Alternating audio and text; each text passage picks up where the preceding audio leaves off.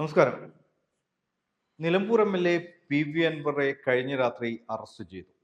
Nilambur forest office ആക്രമിച്ചതുമായി ബന്ധപ്പെട്ട് പൊതുമുതൽ നശിപ്പിച്ചു എന്ന പേരിലാണ് കേസെടുത്തത്.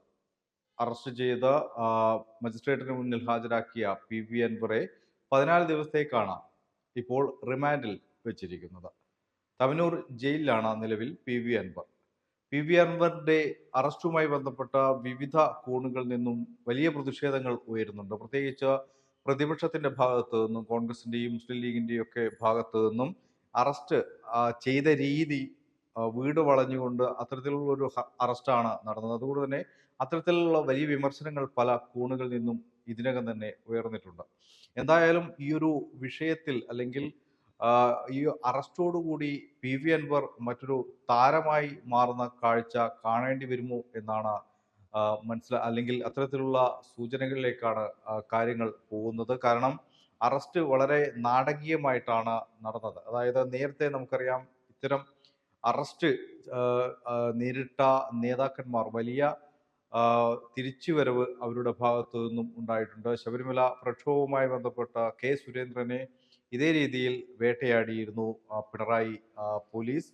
അതേ രീതിയിൽ തന്നെ പി.വി. അൻവറിനോട് ഒരു വ്യക്തി വൈരാഗ്യം തീർക്കുന്ന തരത്തിലാണ് ഈ ഒരു അറസ്റ്റും മറ്റ് നടപടിക്രമങ്ങളും നടന്നത് എന്നൊരു തോന്നൽ പൊതുസമൂഹത്തിന് മുന്നിൽ ഉണ്ടായിക്കൊണ്ടിരിക്കുകയാണ്. അതുകൊണ്ട് തന്നെ തിരിച്ചു വരുന്ന അൻവർ കൂടുതൽ ശക്തനാവും എന്നാണ് ചില സൂചനകൾ അദ്ദേഹം തന്നെ നൽകുന്നത്.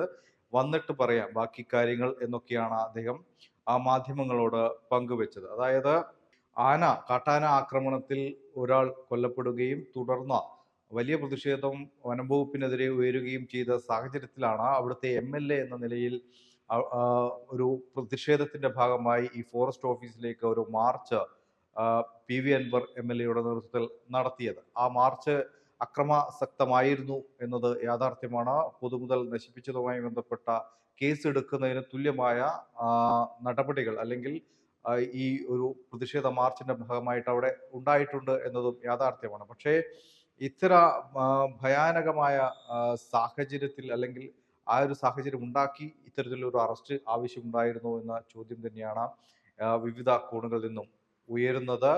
അതുകൊണ്ട് തന്നെ ഈ ഒരു അറസ്റ്റോടു കൂടി പി.വി. അൻവർ ഒരു നേരത്തെ ഞാൻ സൂചിപ്പിച്ചതുപോലെ മറ്റൊരു താരമായി മാറുന്ന സാഹചര്യം അത് കൂടുതൽ പിണറായി വിജയനെതിരെ ഈ നിലവിൽ തന്നെ വിവിധ ആരോപണങ്ങൾ പി.വി. അൻവർ ഉന്നയിച്ചിട്ടുണ്ട്. ആ ആരോപണങ്ങൾ കൂടുതൽ ശക്തമാക്കി പി.വി. അൻവർ തിരിച്ചു വരും എന്ന സൂചനകളിലേക്കാണ് കാര്യങ്ങൾ എത്തുന്നത്.